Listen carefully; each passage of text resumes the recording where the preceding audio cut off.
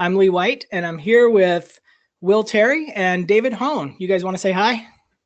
Hi. Hey guys, how's it going? So David's our special guest for today. This is going to be a fun third Thursday. We thought we'd wrap up the year with we've had a lot of different topics over the year, and people always ask questions after we get done with the third Thursday forum. And so we thought we'd address that this time by just saying, ask us anything, and we'll try to just get through it. It didn't matter whether it was on a topic that we had already done or not. Just you can throw it out there. And so if you guys have questions during the broadcast, feel free to put them in the little question area over there on the little panel. Not totally sure if we'll be able to get to all of them. The problem here is we've got three people, me, David, and Will, who can all talk. We could talk to a wall for 2 hours before we get tired. Why do we like to talk so much? We're just egomaniacs. You know what I think it is? As artists, and I don't know about you guys, but I remember the first 15 years of my career, I was sequestered because there was no real internet. I mean, there were chat boards, but there wasn't Facebook and stuff. So I just was isolated. So now it's all those years are bubbling out now. That's what I think it's that, but it's also, I think all three of us have a natural curiosity. If you say something that I either agree with or don't agree with, I'll ask you, why do you think that? And then it'll just start as, we're just egomaniacs, I think. I think there's something too about teaching. All of us are teachers, and there's just a natural thing with people who are drawn toward that profession, the desire to talk things out, to explain stuff, to participate in conversations. That's just a big part of it as well. I agree. That's a good point, actually. All right, without further ado, we're going to go ahead and dive into it. I've split this PDF file into the different sections that people were kind of asking about. They all fall under different topics. And the first one was just general illustration career type questions. And we'll just start there and we'll work our way through it and see how it goes. So question one was, how does the path look from the beginning of your career to where you are now? I'd love to take this one, and then I'm going to pass it around to Will and David first as we take different questions and stuff. So the path in the beginning, I see it as being basically a senior level illustrator in school, or you can study on your own. But right at the point before you start working as a professional, that path looks very confusing. And I would say at all the stages, you need to understand what market you're going into, how your work fits into that area. So that's a big thing that I try to stress to graduating seniors, is understand what the markets are. Early pro work, what happens with that is typically you're trying to get published as best you can. You need to get some credits out there, and that's a big deal. You're starting to understand business a little bit more, and typically you're working for the contracts are typically worse then. So your pay is going to be low. A lot of time the rights are going to be bad. So you can't fight for all the stuff that you might hear going on an illustration forum or something where people are arguing for rights and keeping everything. Now, I'm not saying give up your rights lightly. David is already perked up. I'm in a happy place now, man. This is good. Further on in my career. Typically in the beginning, you're trying to just get solid work. And the big thing I want to stress there is get work that moves your career forward, not just work that happens to pay or something. And we'll go through some of that stuff with some of the other questions. But you're just trying to get published and get a foothold. But it's not a pretty picture. You don't get as much freedom as you had as a student. And so a lot of times people are kind of shocked at that. Then mid-level, like years 3 to 5 through 3 to 6, you start actually getting projects that are catered to kind of what you want to do. You get a little more freedom, the contracts get better, the pay goes up, and then and this is just general ranges, so some may happen faster or slower, but after about 6 or 7 years, that's when you start hitting a sweet spot where you get projects tailored to you, and you get a lot more freedom, and you get a lot more budget. And so that's kind of the 3 stages that I see. What do you guys think? Oh, well, you kind of described the ideal path or what they can expect. I'll go ahead and just chat a little bit about my own path, because I'm a huge fan of not reinventing the wheel. And if you can learn from somebody else's successes and or mistakes, I think that's a great way to go. And it's not that far off from what Lee described.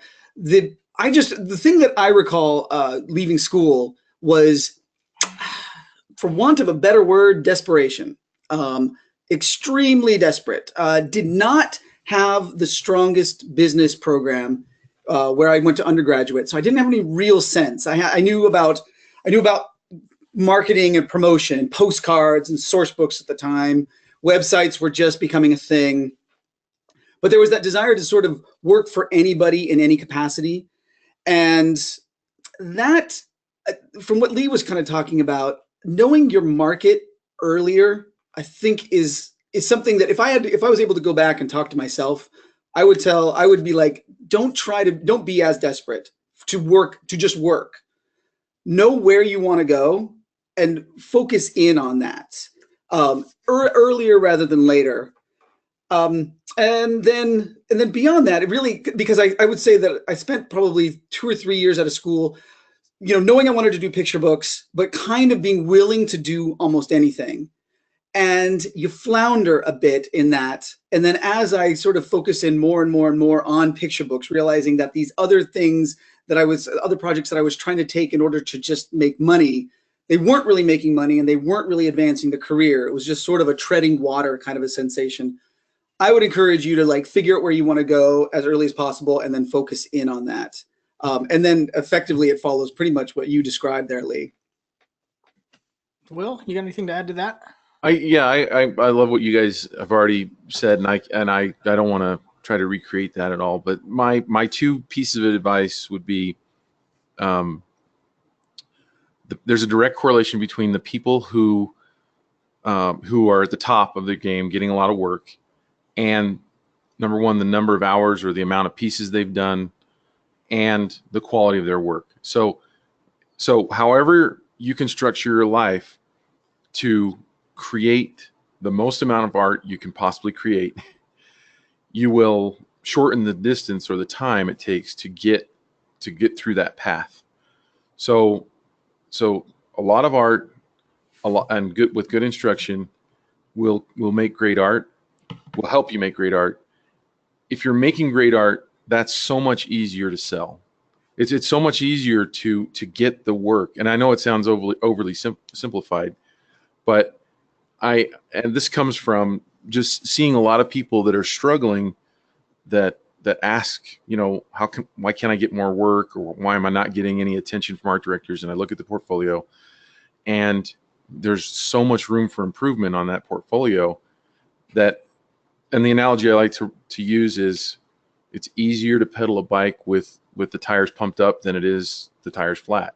It'll coast, it'll just ride so much easier. And when you make great art, it's easy to get the attention of an art director. It's easy to get them excited to where they want to give you work. There's really not much of a mystery behind it. Than that. One thing, let's dig into that just a little bit, Will. When you say make great art, I can sort of see, and in what you just explained, you kind of went in 2 directions. Do you mean the 10,000 hours, like just really putting in the time to get technically good? Or do you mean creating work that is unique and personal to your take, your point of view, your personal voice? Both, because my definition of art is that which changes someone emotionally. And so the technical alone is not going to do it, because right. They're technical all over the place.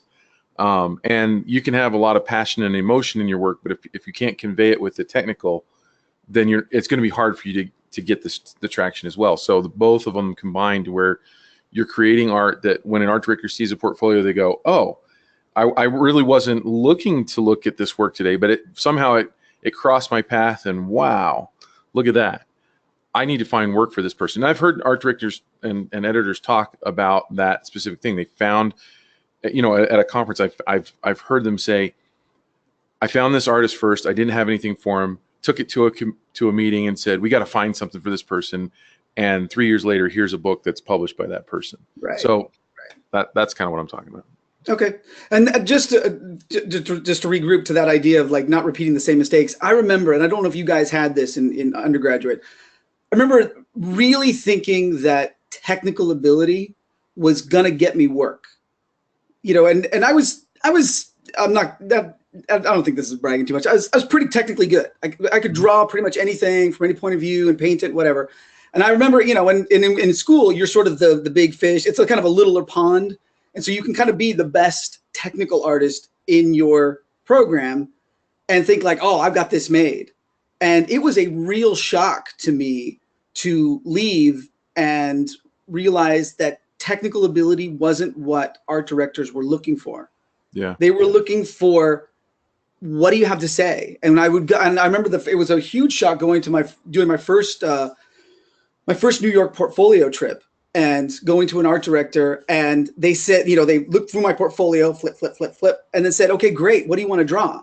And I was just like, what do you mean what I want to draw? I will draw anything you tell me to draw. And they were like, well, can I see your sketchbook? And he started flipping through my sketchbook. And I'll call this person out because I think this guy was so great. It's Kevin Lewis, who was an art director for Simon & Schuster. He had just finished working on, I remember I was completely impressed because he just finished working with Tony DiCerlisi on Spider and the Fly.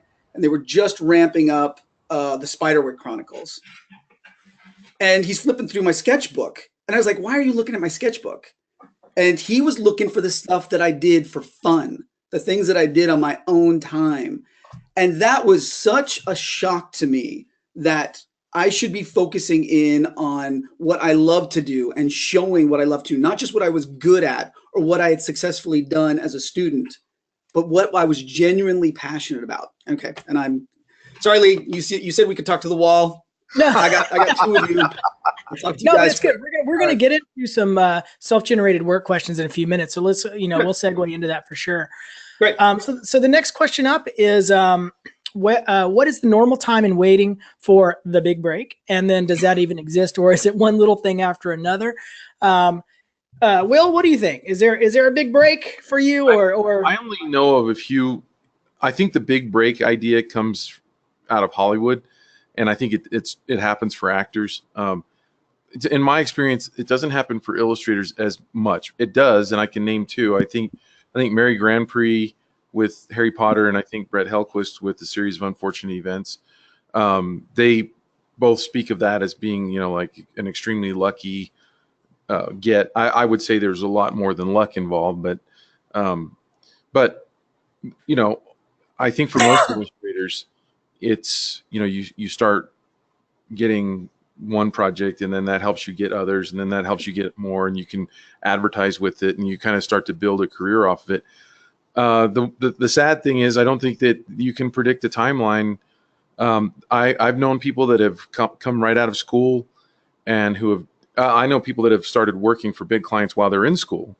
And I know people that have struggled for 5 years, 10 years, and then started getting work later on because they really needed to develop some of the things we were just talking about in the making great art before they could get attention. I think the average question to that is going to be just a normal, like, ramping up of your career. One project leads to a slightly better next project, leads to a slightly better next project, until you're doing big projects. But the difference is, using the Hollywood example or analogy is interesting, because I think in the Hollywood analogy, what happens to them is they're in something big and all of a sudden they're famous. And there's a difference in illustration, because what a famous person's life like. You missed a step. First, they're on the casting couch.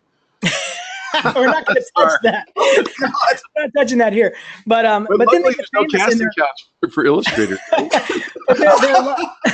Their life's a lot different once you become famous. With illustrators, we don't become necessarily famous in that same way. And so I think even when you hit some big projects, your daily life is still like, here I am in the studio again. I mean, I don't know if you guys have noticed that, but I think all three of us are doing some pretty high profile stuff now, and in magazines and in getting good reviews. And my daily life is exactly the same. It didn't feel like the big break has happened, even though all this awesome stuff has happened. You know what I mean? It doesn't feel the same, I think, as all of a sudden I'm on the red carpet and people taking pictures of me like in Hollywood.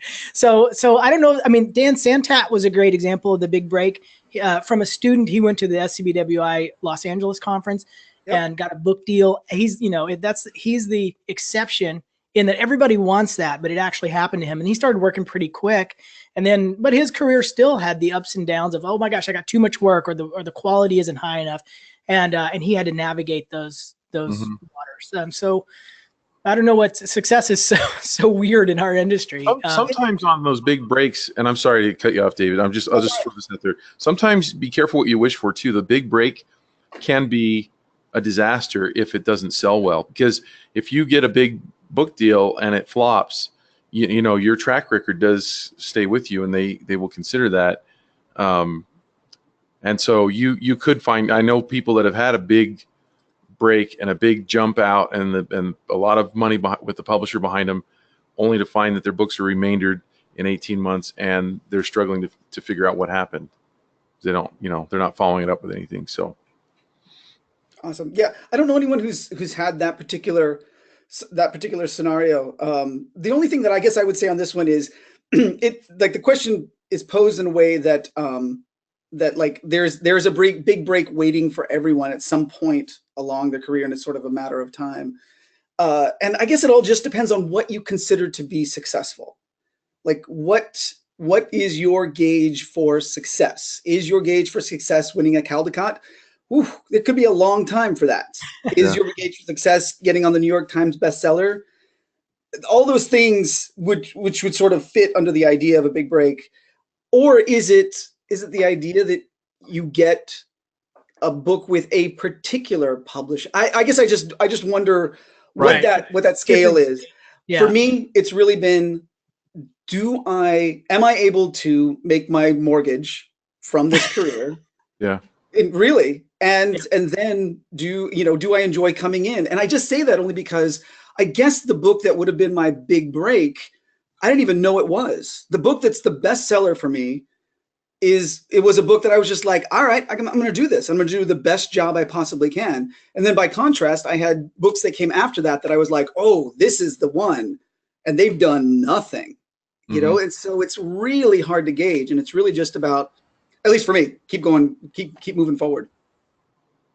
I know someone who got what you might consider a big break, but David, some people might not consider it a big break because I don't know if there's a term ghost illustrating, but they're actually ghost illustrating for a famous illustrator, and they're getting paid tons of money to do it, but their name doesn't go out there, but they're able to pay all the bills. So that's you just gotta weigh what success means, and at different stages, what that is going to be different. At first, the big thing, I mean, I know all three of us will probably agree with this, is that I just want to be published, and you guys might feel that way too. If I just had a book on the shelf, I'd be happy. And then the book ends up on the shelf and you're like, okay, what's next? And it just changes as you go. Yep. Okay. Third question is, every time I see cool art, I want to do that one kind of art. How do I figure out which one I should be doing? How do you stay true to your artistic self? So a little bit broader question there. But that's a problem that a lot of students have, I think. And so that's why I wanted to include this question, is because you're being pulled in all kinds of directions. Oh, I paint in landscapes, and landscapes are cool, and figure is cool, and picture books are cool. And then you end up close to graduation. You're like, oh my gosh, I don't know which one of these things to do. Any thoughts, David, on?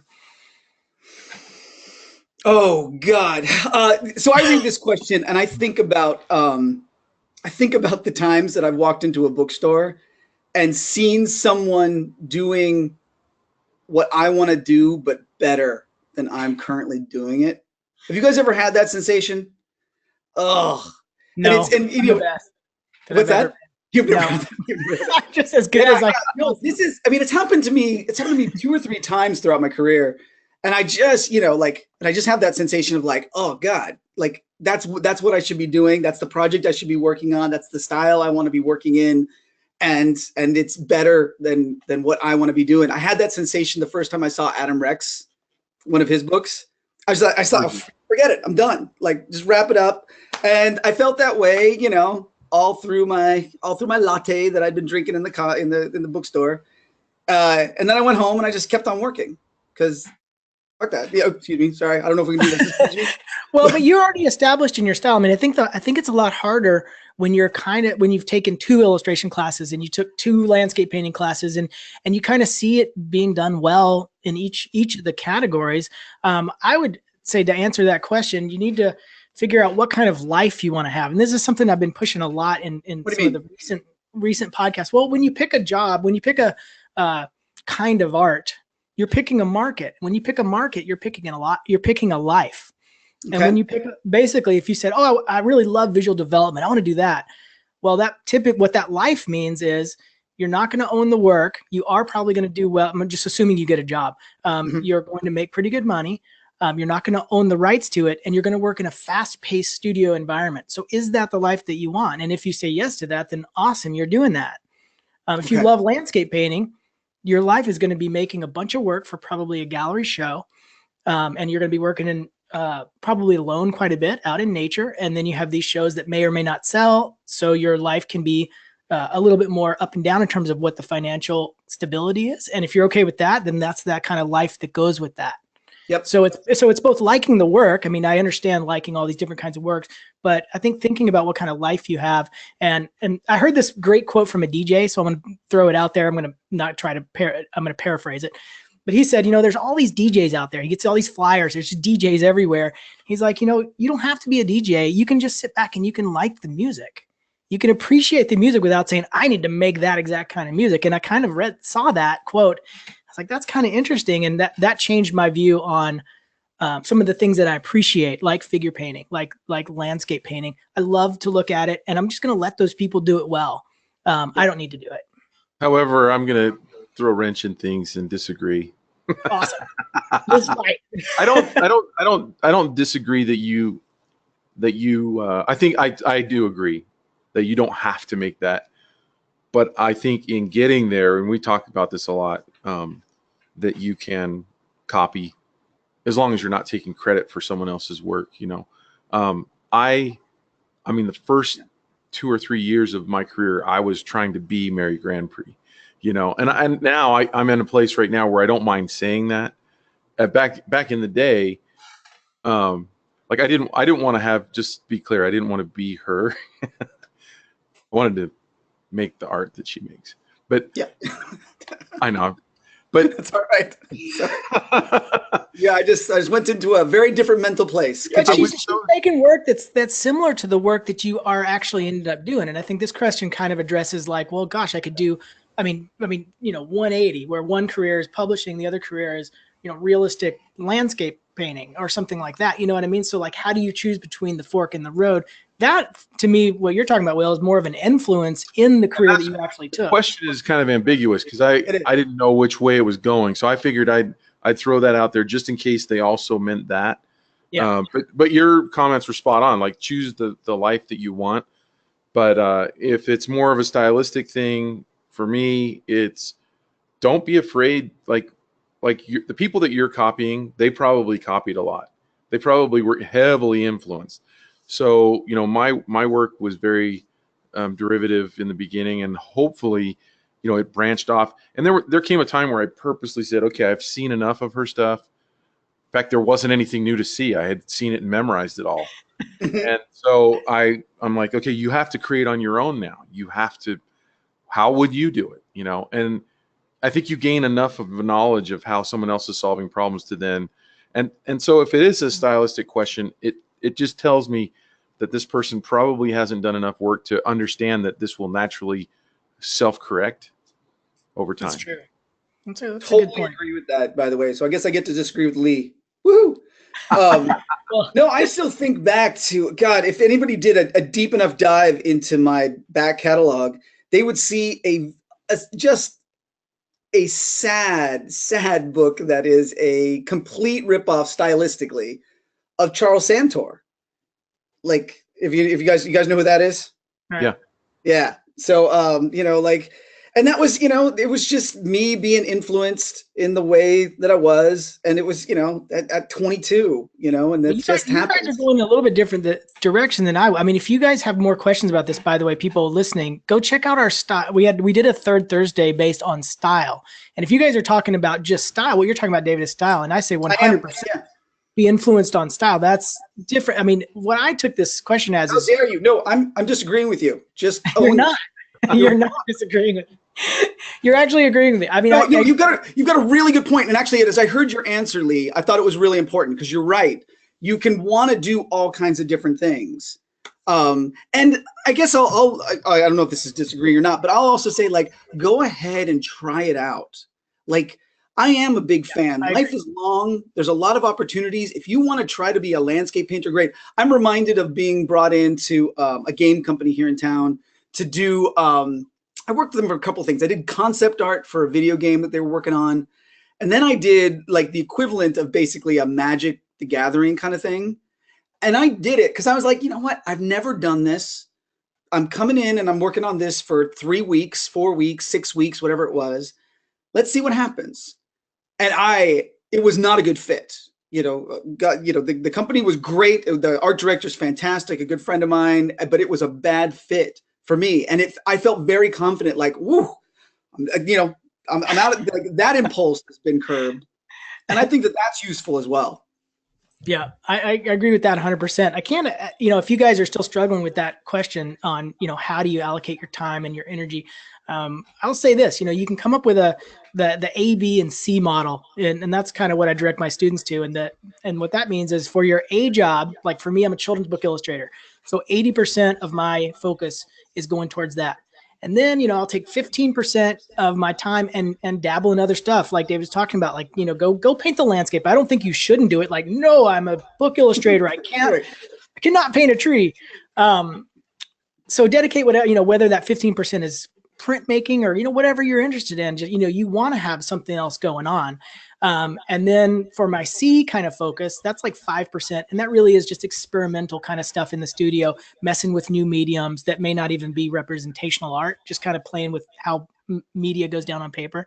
So whatever your A, B, and C is, or maybe it's just an A and a B, but don't allocate them 50-50. You need to have a kind of a big percentage and then a smaller percentage. A little question that piggybacks on this one from Pam is, what if you don't know what those lives are? What you were talking about, Lee, choose what life you want. She's saying, I didn't go to traditional art school. I don't know what options there are. How does someone find out what all the different lives are? Taking classes, finding people that are good in each of those areas and asking them questions. I get a lot of questions sent to me email about publishing. How do I get into publishing? But rarely do people ask me what life is like as a book illustrator. Yeah. So she could post that question in our forums too at SVS. Absolutely. Ask around. I mean, ask as many people as you can, but weigh the answers to people who are working. Because everybody will, how Facebook is. Everyone will chime in. But look to the people who you respect, hopefully in each of those areas, and try to get that kind of guidance. And don't just ask about the work or the professional side of it. Ask about the life. Yeah. All right. Let's move on. I think we covered that one pretty good. While you're doing that, I might remind everybody that we had a lot of questions sent into us. I have a bunch that were emailed. We're definitely not going to get to all of them. And now there's tons more coming in on the chat. So just know that we're trying to read through and like incorporate some as we go to what we're actually talking about. And I'm just randomly responding. So okay. Good. Thanks, David. So this one could be probably a short answer, and some of these we can get to pretty quick. What if you hit on a style that you're good at and you've had positive feedback on it, but you aren't sure how marketable it is? It isn't on trend. So what if that's a tricky one. Anybody? I've got a response to that one only because it feels like my career, man. Go ahead. No, absolutely. That is absolutely certainly the first 10 years. I don't even know if it's true of my stuff now. I mean, the work that I'm doing now has changed stylistically considerably, and it's just been this slow, gradual evolution. I don't know, Lee, you've kind of seen it really in the decade that we've known each other. But especially starting out, like I was influenced by all the golden age illustrators, your Howard Pyle, your N.C. Wyeth, your Norman Rockwell, your Arthur Rackham, like all these guys that are working in this very sort of heavily drawn, heavily rendered, very realistic, very photo referenced kind of style. And, and I went to the same SCBWI conference as Dan. So Dan's first conference and mine was the same freaking conference, which is just, oh God, I mean, and I'm not taking anything away from Dan. That dude kicks butt. But, like he walked in and the style was just like, yes, please. And I walked in and they were like, oh, you're very talented, but there wasn't a lot of yes, please on it. And it's really just been like, at least for me, it's been just keep doing what you're doing.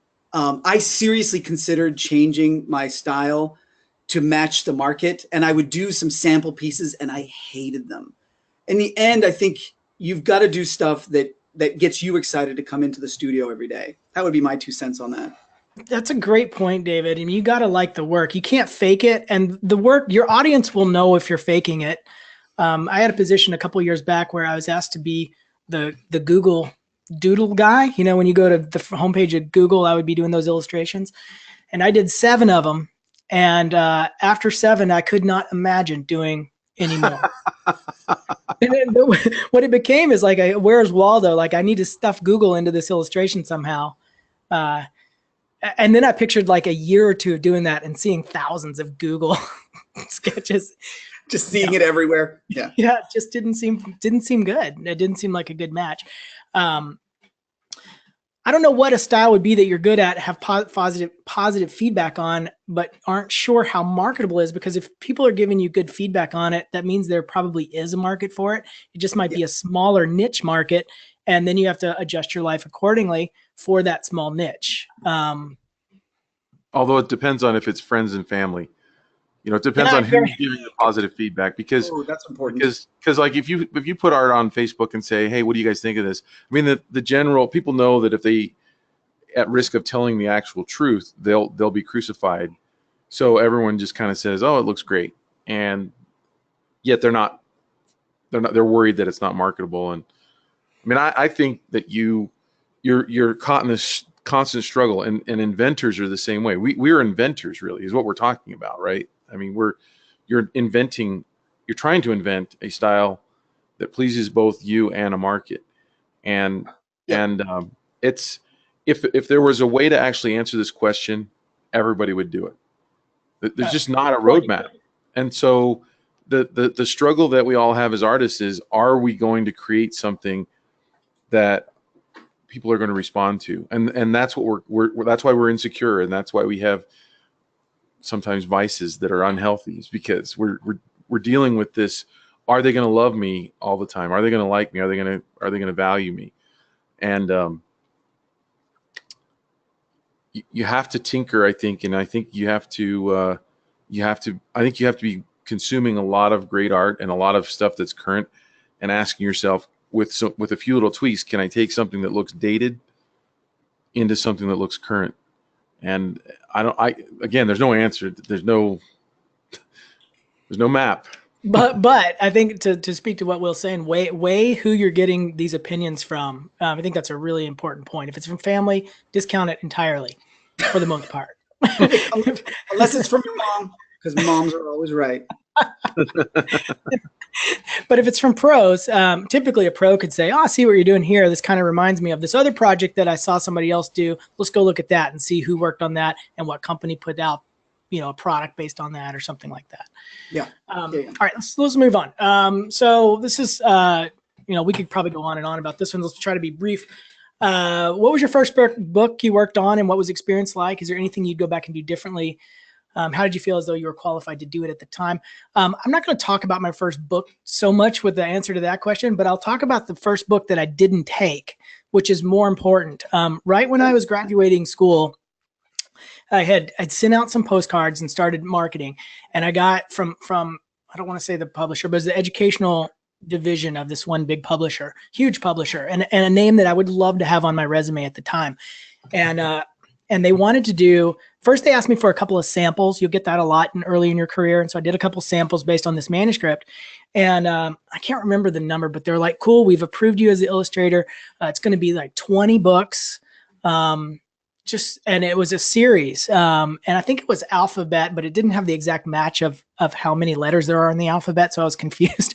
Are we leaving some out? But the deadline was like and it would have been over, ultimately about $120,000 for that job. And I'd never worked before. So I'm looking at that number going, oh my gosh, are you kidding me? And then but I looked at the deadline. I looked at the manuscripts that they were doing, and then the pay breakdown per book. And so I'd already agreed. They had already got this whole thing going, and I had tentatively agreed to it, and everything was working fine. The samples are already submitted. And at the last minute, I was like, you know what? My career is going to go, I'm going to be doing this project for a long time, and it's not where I want to go. And so I backed off of it and pulled out of the project. And man, they were so mad at me. I don't think I've had people be this mad at me in my career before. And this is the first right out of the gate. But I look back on that, and it was such the right move. It was a great move. And then I ended up getting, my real first book, and it wasn't great either. The contract was bad, and I don't even put that on my site anymore, or even claim it because it's so bad. But at least it moved me in the right direction, and I bailed out of that big project I would have killed myself. I basically would have to do a finished painting every day for like a year and a half with no sketches, just painting, doing the finished paintings, which makes no sense. So anyway, that was my first experience, and I backed off of it, and I'm glad I did. Will, how about you? I just posted a video in the comments. Oh, yeah? And I actually answered this question in a YouTube video and actually showed the mistakes that I made in the book and what I would do differently, and did a draw over of myself. Oh, awesome. Oh, wow, that is awesome. That's amazing. Bad self, this is what you should have done. All right, all right. Is that in the questions? Anyway, I'll harass you for that later. It's under Sarah Perkins' question. Okay. I'm going to find that, because that is freaking awesome, man. And I love that idea. So my response to this one is, the first book that I worked on was, especially at the time, it was my dream assignment. It was a fairy book. Keep in mind, I was an Arthur Rackham disciple, I guess. I don't know. So it was this fairy book. It was with this very small little publisher. So there was a lot of hands-on. They were close to where I lived. They were just out here over in Portland. And it was good. It was generally a good project. I was working full time at a software company. I was a staff illustrator at this children's edutainment software company. So I'd get there at 9 o'clock, and I'd work till 5, and I'd come home, and I'd take an hour for dinner. And I had just gotten married, and then I'd go right in, and I would start, at 7 until about 3 in the morning, working on the fairy book. And then I'd sleep for a few hours, and I was 23 and I could do that and whatever. Like, it's crazy talk, but I loved it. It was great. The book itself, in hindsight, is not amazing. It was the best I could do at the time. In hindsight, I wish I was a better illustrator earlier on. I wish I'd had a better instruction into what it was to be a picture book illustrator. Guys, let me talk. David's book is awesome. The book totally holds up, as opposed to my book. I haven't seen Will's first book, but mine is awful for real.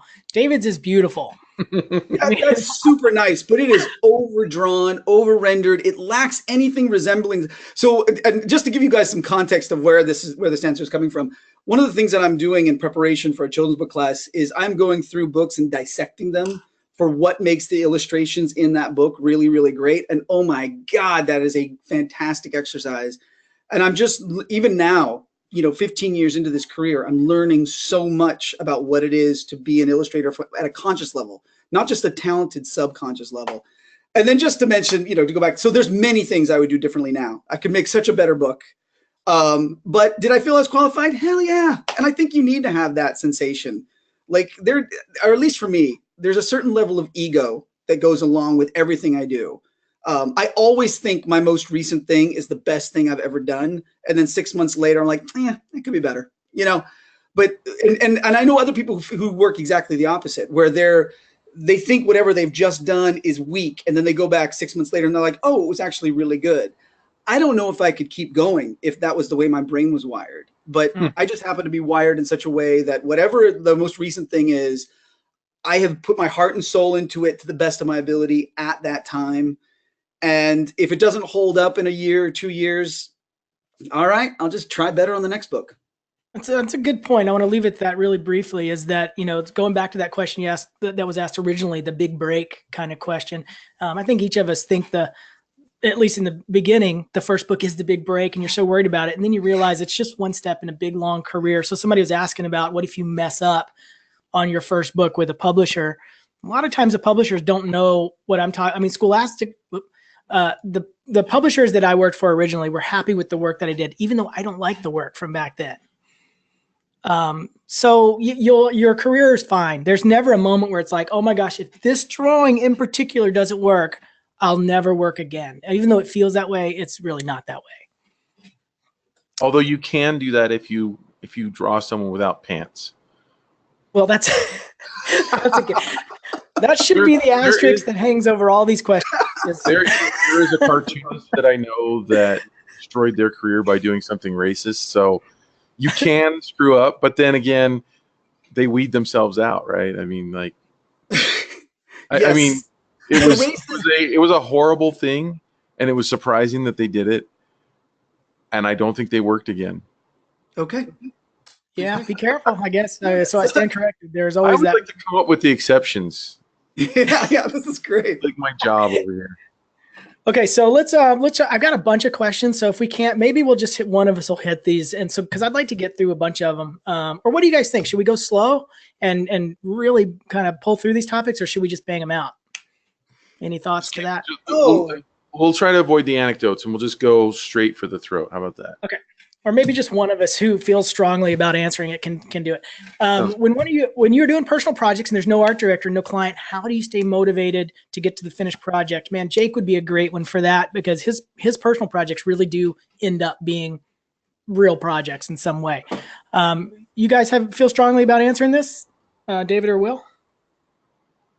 I can speak to the personal projects that Lee, you and I are talking about and working on, which is the book dummies.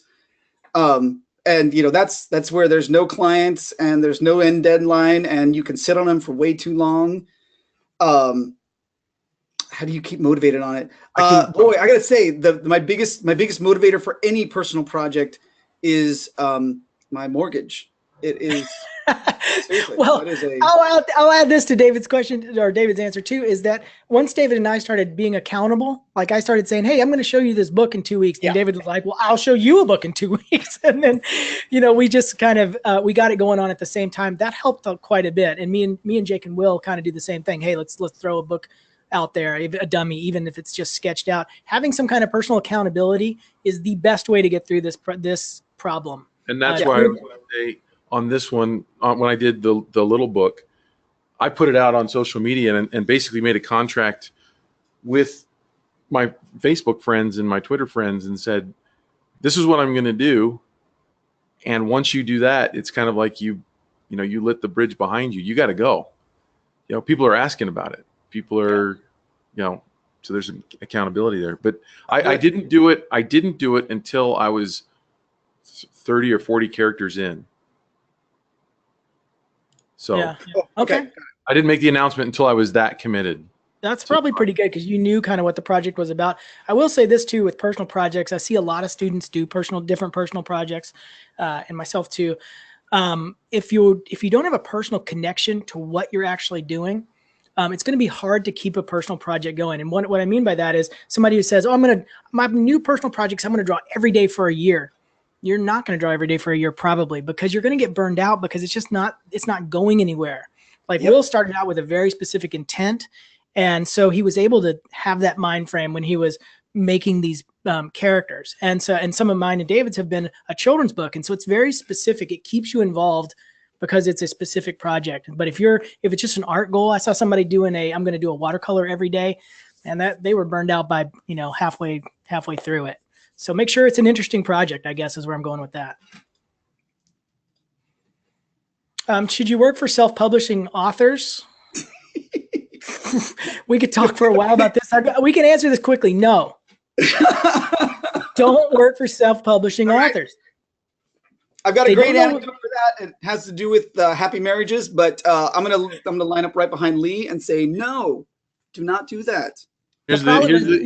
Go ahead. Here's the wrench in there. I do know someone who supports themselves just from doing this, and I don't want to, no, right now, but he makes a good living doing it, and he's very specific about his contract. Like he has it worked out more than anybody I've ever met before, and so in general, you're not going to build the kind of career that you probably dream of doing that. And I'm sure that he wants to break out of that too. So, yeah.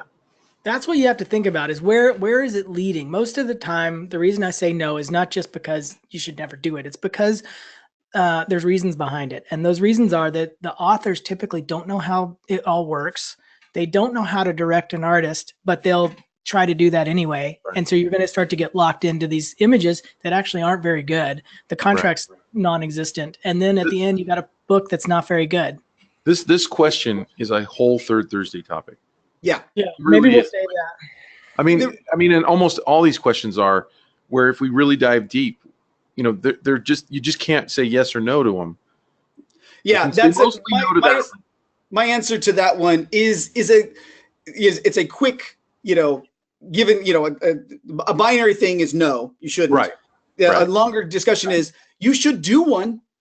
You go ahead, do one. It's a huge learning experience. 20%. It's a 10 or 20% yes, and an 80 or 90% no. Sure. There we go. I think all these questions are that. Like almost every question that we're given general advice, there's always going to be, you know, somebody who made that work. So, you know, take that for what it is. Let's do one quick hit on each one of these, and we'll move past this one really quick. What are something you'd do differently in your career? I would have started doing manuscripts, and I would have focused on writing a lot earlier on because it's just as hard as illustration to do it well. And I wish I would have taken some serious time earlier and gotten into that, because now getting into it a little bit later, I mean, I've got a little bit more publishing credibility, so that's a good thing. But the writing side is just technically hard. I wish I did it earlier. That's what I do different. I would have worked on drawing skills more early on. I made the mistake of thinking that my bad drawing was part of my style, and it was. It just looked like I couldn't draw. I don't see you as having that problem. That's funny, Will. Yeah, if you watch that video, I go back and correct a lot of the things that I didn't understand. And weirdly, I would actually go almost the opposite of what Will just said, which is I wish that I hadn't relied so heavily on technical skills early on, and that I had defined my own opinions and my own voice sooner and decided what kind of things I wanted to do sooner in my career. All right, this is the last of the illustration career questions, I believe. What is an appropriate investment of time and money in self-marketing and network at the beginning of your career? That's a really tricky one. You definitely want to make sure you're ready to be pro. I'll answer this really quickly. Once you're at the moment where it's like, okay, you've gotten feedback, you know you're ready, the work is ready to be out there, the appropriate investment is a lot of time and as much money as you can afford to do and still keep yourself afloat. You need to advertise and get yourself out there.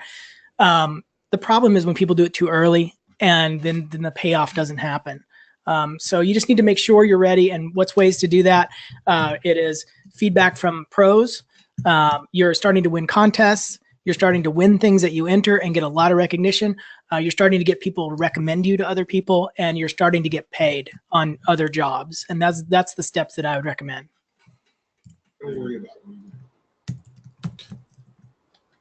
Right.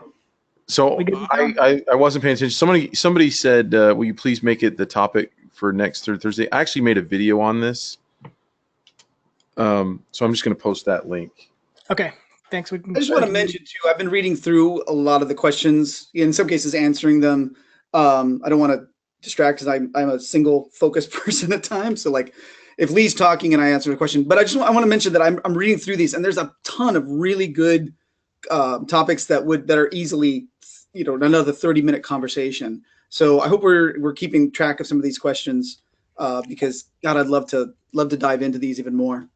We're going to bypass. I like what you had to say on that one. Yeah, but I'm going to bypass that last one.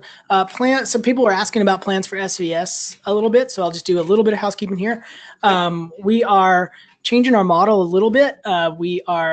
Jake and Will and I have been really going through a lot of questions and planning stages of trying to figure out how people learn best. All of us have taught at regular colleges.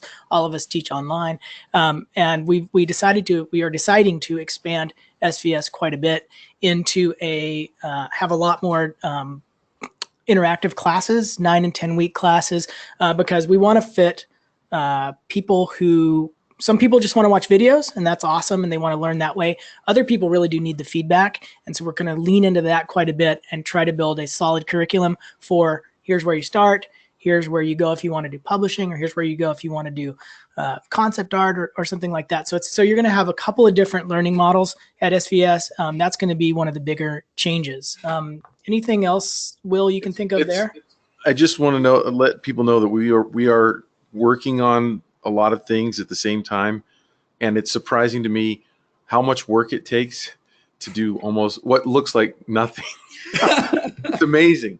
It's just amazing how many meetings we have, how much different things we talk about, how many things we work on, and yet nothing is really yet uploaded to the site. But it's happening. It's definitely happening. We just signed a deal with Sterling Hundley. If you guys know him, David, or if you could post his website in the link. Sterling Hundley's an awesome illustrator, and he's going to run a live class through SVS starting at the first part of next year. He is just amazing illustrator, and he's a great person for us to have signed on to SVS. So we're really excited about that. David and I are teaching a illustration 1 class starting in January, and then I'm teaching a book cover class, interactive 10-week class with Jamie Zollers starting in January as well. So we got a bunch of these things going. Will, do you have any class plans that you want to throw out there? I have a couple. I can't talk about one of them because I'm not the teacher, and we're still working out the details. But the one that I just am finishing up and I'm going to be launching pretty soon is it's a details class with this kind of the subhead of, I don't know what the title is, Angels in the Details or something like that, but it's a texture painting class, and it's really understanding the structure of what you're actually painting and breaking it down so that the things that you thought were hard to paint are actually super easy. You just haven't gone deep enough. Really good. We'll be launching all that stuff on the website too, so you guys can see that. I don't want to go answer too much stuff about SVS. You guys go to the forums. What is the lure to SVS for newbies? It's a lot. We're going to try to cover a lot of different learning models. That'll be my short answer for that we're seeing as being problematic with a lot of other online school options and online learning. We are doing a price increase. Somebody asked about it, so I thought I'd go ahead and throw it out there. Will, what's our price increase, and when are we doing it? I think we're the schedule now. We were going to try to do it in the summer, but then it kept getting pushed back, and we kept having reasons why it wasn't the right time. And right now we're pretty solid on January 15th, according to Lisa. So, yep. And according to all of us, I think we've all kind of decided. So, and I am pretty sure I know that it's going to be going up to $24.99. Is that right? That's right. That's right. But all you guys who are already subscribers, or anybody who signs up between now and January 15th is grandfathered in. Your rates are not going to go up. It's just people that are new. So I don't want to sound like an infomercial, but I don't want to ding our people who have been with us. We don't want to hurt the people that helped us get going. So, God, that's cool. Okay. But yeah, it does. Like when we approach other teachers, we're trying to get some of the best people on the planet, and most of them are really busy. So to talk them out of doing what they're already doing, we've got to lure them with a little bit of money too. So it's kind of reality. Yeah. Personal work. Do you recommend doing personal work? How to balance personal projects in art school with intensive schoolwork?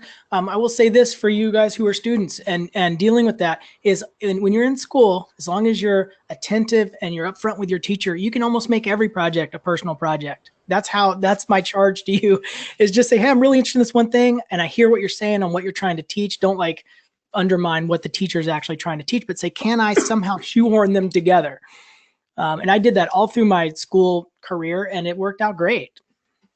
I just, to that end, I just had a student in my illustration class at PNCA, which is a college here in town, with that exact same thing. And to me, it's really important. As an instructor, I never give an assignment because I want you to do, I don't know, some arbitrary project. It's always, there's some kind of a focus, some sort of larger goal, some learning aspect, some conceptual idea that underlies it. And it was great. The student came up and basically explained to me what it was that they were focused on doing. And I was more than happy, because I guarantee you, any school instructor, they want you to produce amazing work. Like, that's the big goal. And all the projects that are around it are intended to help support that. I can't vouch for what I'm about to say. But when I was in school, I was always working on another project, and sometimes at the peril of the assignment that I was giving, because I thought the assignment was stupid. Oh. And so sometimes I would have students come by going, "Oh, what class is that for?" And I go, "This is just for me. I'm trying to learn here." And the assignment that they gave is not me. I'm not feeling it at all. Well, you got to turn something in. I'm like, I don't care about grades. When in 6 months, I'm going to be trying to look for work, and they're not going to ask me about my grades. So, and I can't. That's why I say I can't. I would tell my students that story, and I would say, I just want you making great art, And so that's why I tried to give assignments that were open enough so that they could, take this and make it yours. I'm not going to lock you down so specifically that you can't choose characters that you really want to work on. But it's so malleable if you just ask, and that's a great thing that I want you guys to take away from that, is just being upfront with your teacher. Like, we want excited learners. The worst thing to have is somebody in the corner who's not listening to what you're saying as a teacher. So an example of that is I took a type class as a designer, and I wasn't really into doing the final project, and it was just very, very formal type. And I said, I'm a book illustrator. I'd like to hand letter a book. And I did. That was my final. She was like, of course. Yeah, go for it. Knock yourself out. It's really hard. And it was hard. But at the end, I fit the assignment, and I got something out of it, and I fulfilled what the teacher was looking for as well.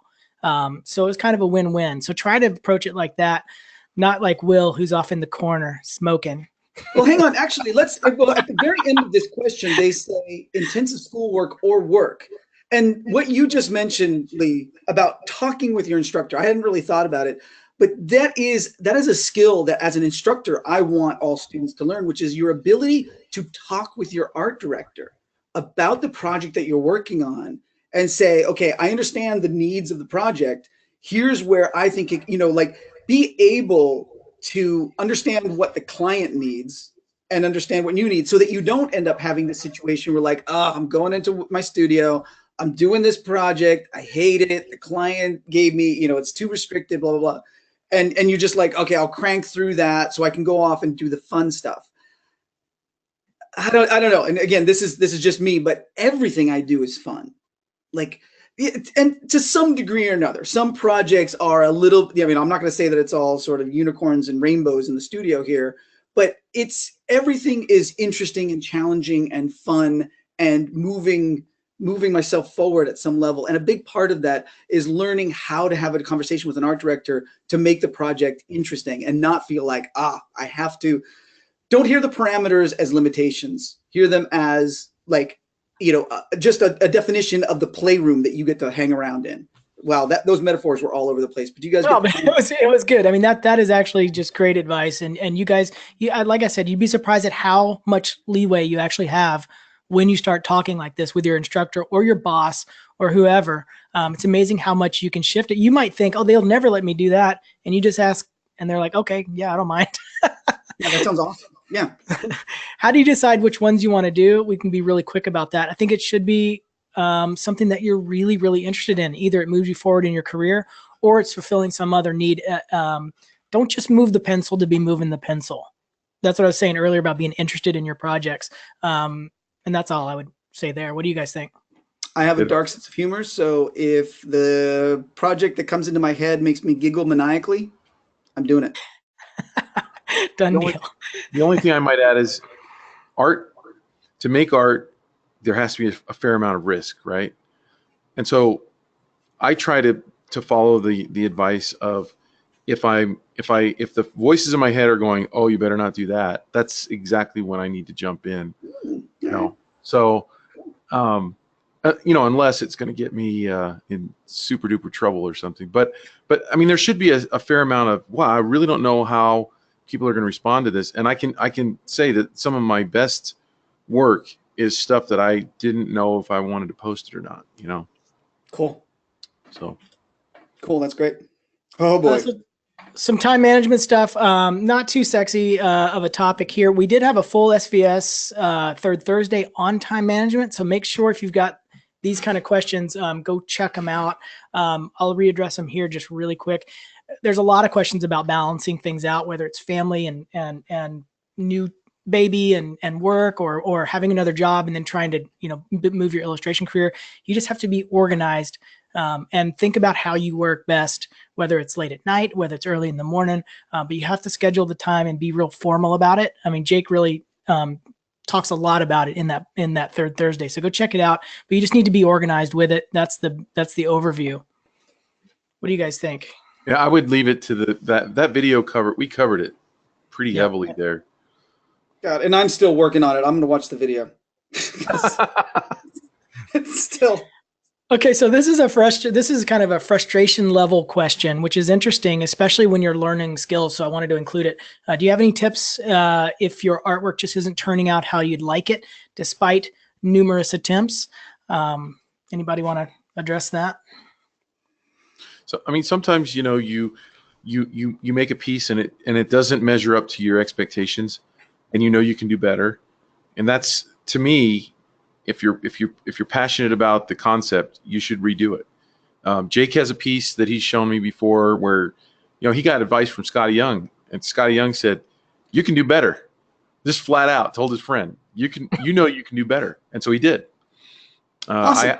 I had a piece that I did, and I really loved the idea, and I knew it was a great idea, and when I finished it, I was just like, there's just something inside of me that was going, I know I could do better, and I got pissed off.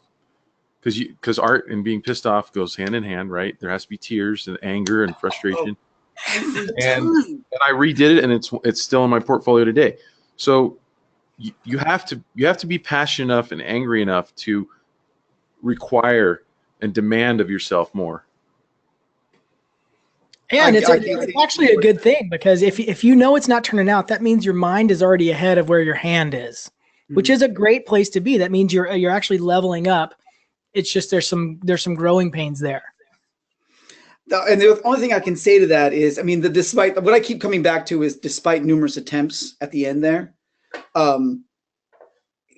give it some space if you need to. Don't be shy about letting it go into the back of the closet for 6 months and then coming back to it again. I think of that like going back to other previous pieces that were done. I call that George Lucasing your work, and I think that there's some real benefit to that, as long as it's going toward genuine improvement, and we don't need to get into the whole Lucas thing about bleeding money out of the fans. But yeah, I think that there's some real benefit to putting it away for a decade and then coming back to, not a decade, but I'll give you an alternate view of what David's saying. Is I like to have three either projects or three pieces that I'm working on at the same time. And that way, if one of them starts to become overwhelming, I just kind of put it aside and go to the next one. And that way I'm not so vested in that one thing coming out. Yeah. And that's been a game changer. And I'll add one more little thing here. It's a technique I started with watercolor, because I think watercolor is really difficult, even though that's what I do for a living for most of the time. Every time I would pull out a really expensive piece of paper, I get nervous and it wouldn't come out good. And then at one point I stopped that, and I started thinking that every watercolor piece that I do is just going to be a practice piece. And then if it comes out okay, then I keep it. And that took all the pressure off, which was really cool and really helpful. And then I stopped being nervous about it. So just consider everything a practice, and then you stop having all that emotion tied up in each one. Yeah, that's good advice. Great. Let's cruise on. This is just a quick hit for you guys are pretty good at that. And Will, you were talking about a question similar to this earlier. I'm good at figuring out colors for characters, but how do I change them for weird lighting scenarios like sunset? Is there anything you can speak to on how people move characters through different environments with lighting? Or is that a longer answer? I think it's too long. I think this is a whole demo class question. The short answer that I would have for that one is, and I think it's basically what Will's alluding to here, is that's drawing from life. That's doing lots and lots of studies and taking, an action figure or a person or whatever and putting them in different lighting scenarios and then studying it.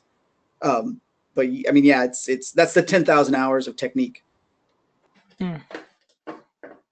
check out what's the James Gurney book though on painting stuff. Color and Light. Color and Light. It's a great book. We're getting to the end, so we can just kind of bang through these. We'll actually get to the end. Maybe we can take a couple more in the. We've been going an hour. I don't know how long we want to keep going.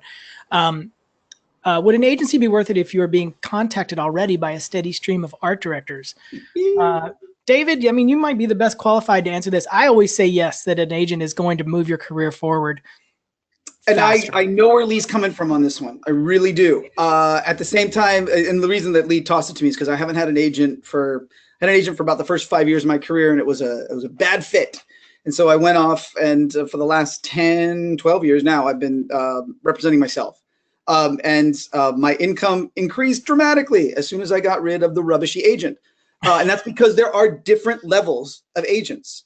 And Lee has had the good fortune to work with good agents and slowly kind of, I'll call it like leveling up. Like you've gone from, a good agent to a better agent to a better agent kind of thing. I've been really impressed and deeply envious of Lee's success when it comes to agents.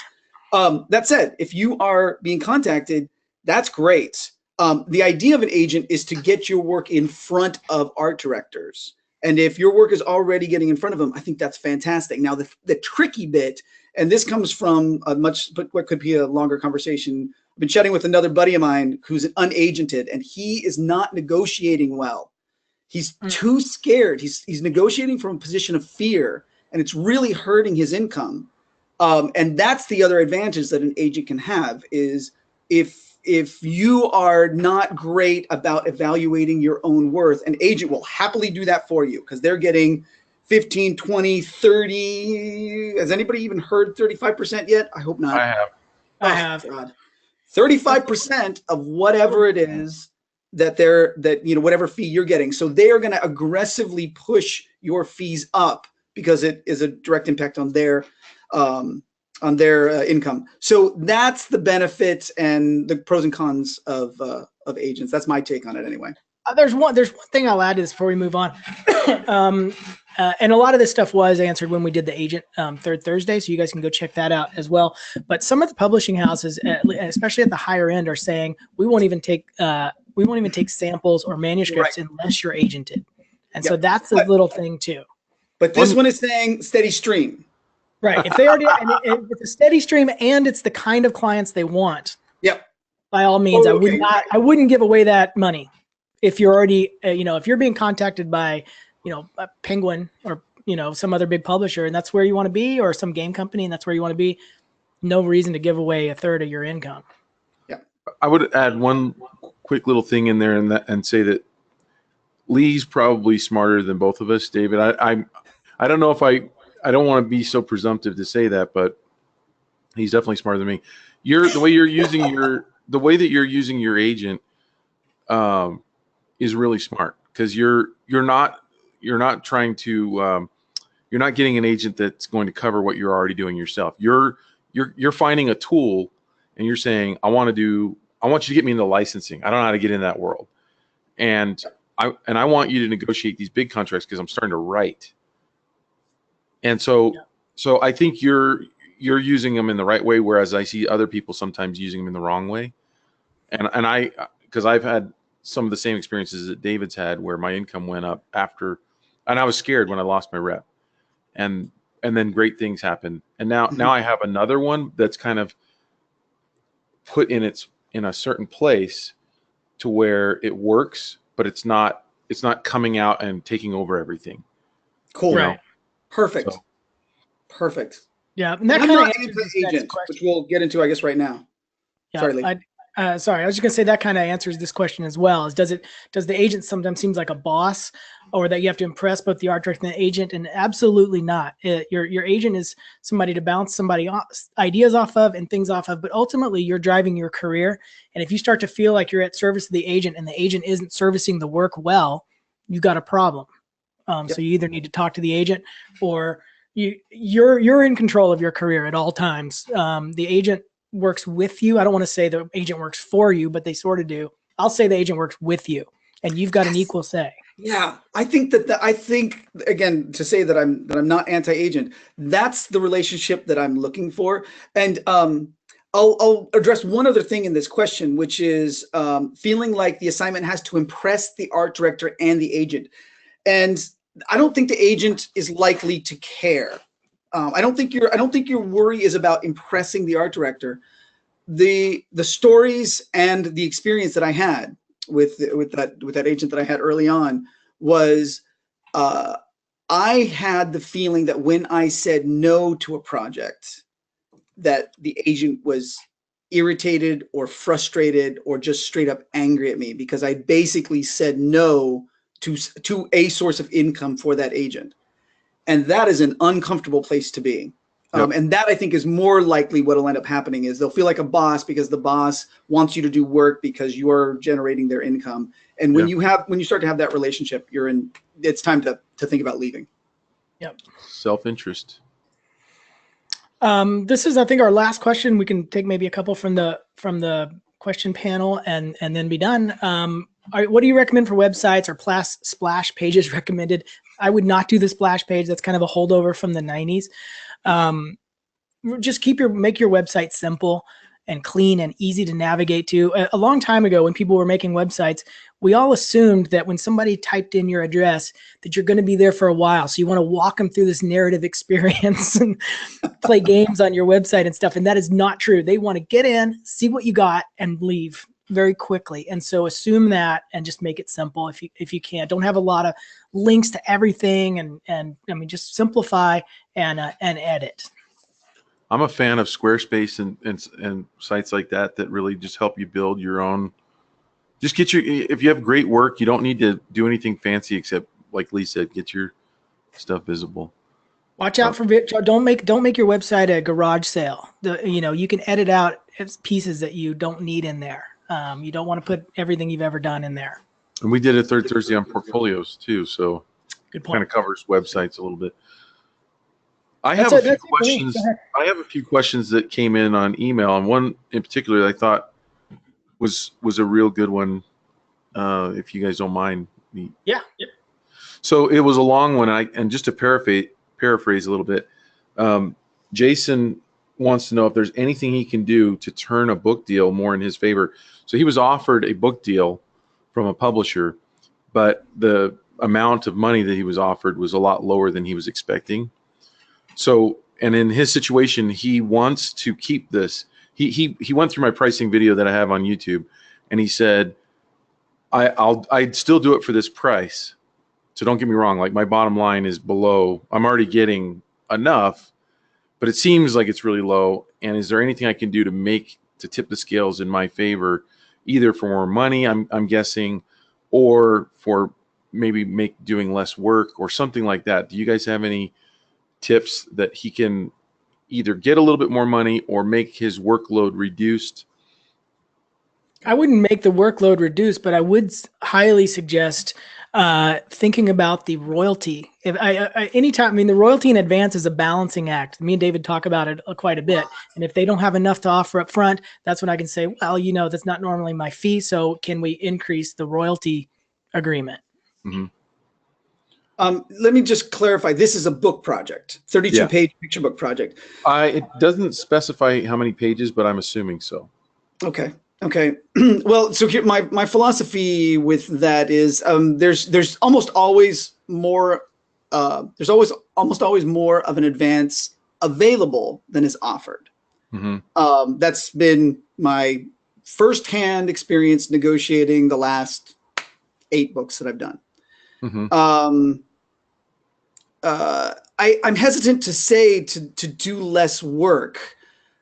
And the reason that, and this is actually a much longer conversation that Lee and I have had, which is my philosophy when it comes to picture books is I want to make the best book, the best thing possible, so that it'll sell over and over again. I don't take any book project on thinking that the royal or the advance is the only money that I'm going to see. I take book projects on assuming that they're going to go into royalties. You're swinging for the fence. Yeah, exactly. And that's a little bit of that, my optimistic, little bit of a gambly kind of a nature. On some, it's paid off beautifully. On others, it's paid off okay. And on others, it has paid off not at all. I haven't seen a single thing beyond the advance. So Yeah, oh God, but if he signed a contract, depends on where things are. If he signed the contract already, there's very little to change. I'd be amazed if there was any place to move. If he hasn't yet signed the contract, then yes. He hasn't signed it yet. Well, let me ask you this. Would you guys, I've never done this, but I was just thinking about this in terms of this question. Would you offer to let them make payments on a higher advance? Let's say $5,000 was offered, but you can make monthly payments of $1,000 for. I did that on my last 2 book contracts. $500 a month for a year or something. Oh, that's an interesting idea. Yeah, I haven't seen anything structured that way. What did you do, Lee? I had it. They didn't have enough, and so instead of being offered in thirds, typically books are in advance before you start, and then a third on sketches, and then a third on final. Well, we just added a 4th payment that came like 3 months after pub date, and we just tacked on a bunch of money. That's interesting. So I've actually been negotiating against that. That 4 payment is something that's been coming up that I've been seeing, and I'm not a fan of being paid after the publication date, because that's not a date that I can control. I can control when I sign the contract. I can control when. Sorry, this is definitely getting into a bigger conversation, but whatever you're comfortable with and flexible with. I think is fairly reasonable. Keep in mind that publishers determine the advance based on the projected sales of the first print run. So they are expecting to earn out the cost of your advance in their first print run. And so that's just something to keep in mind as you're doing those numbers. That's pretty good feedback. I'm looking through other questions. Do you have any more? It's so sad. Like we could, maybe what we need to do is do like a marathon question answer session like this, and where we like bring in food and sleeping bags, and we just don't stop until the questions stop. There's a question. There's a question about the interactive classes that I'd like to answer. Somebody's asking, are the interactive classes that I was talking about before included in the monthly subscription? Unfortunately, they're not, and the reason that they're not is because they're 9 to 11 weeks long, and there's limited seating. There's only 15 or 20 seats at max, and so there's just no possible way that we could afford to do that. So they're typically around $500 for the interactive experience. Anything else, Will, from the email list that you got? I did have another one here. So this one's basically, and so there's some setup, but basically this person wants to get better quick. Like, and this is from Marissa. What she's basically asking is there a secret passageway to becoming really good quicker, because she doesn't have time? Like, I mean, and a lot of people don't. Like, I get the feeling that she's got a lot of responsibilities at home, and she doesn't have time to jump into a full art program. And so she's asking, like, what class would you take to be able to draw from your imagination? So basically just drawing things out of your head. And I would say, to me, the How to Draw Everything class on our site from Jake is probably the best class that will get you into drawing things out of your head the quickest. If there is such a thing as a shortcut, that would be the one that I would suggest, because what that does is it's breaking down things into simple shapes that you can understand very easily and that you can easily manipulate in your mind, or that will become easy to manipulate in your mind. And as you practice those little simple things, they're the basic building structures for everything that could possibly come out of your imagination.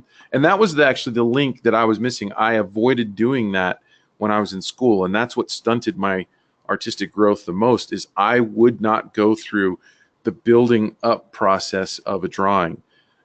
I just was very resistant. I don't know why. If I could go back and slap myself, like a hand come out into the art class and just slap myself, I would. Really hard, because I could have shaved a lot of time off of but take that class. That's the one. I agree. Just get a handle on all the basic stuff. We're about at 1 hour and 20, so I think we should probably wrap it up. Well, thanks a lot for the questions. I am actually going to keep this chat log and use them as a springboard for possible future Third Thursdays. So if we didn't answer your question, know that we wanted to, and we still might in the future. Yeah, a lot of great stuff in there. Yeah. Thanks, David, for joining us. And thank you, My Will, pleasure. as always. And you guys have a great New Year's and holiday season and all that stuff. And I hope we can see you on the forums at SVS. Take Thanks, care. guys. All right. Bye-bye, everybody.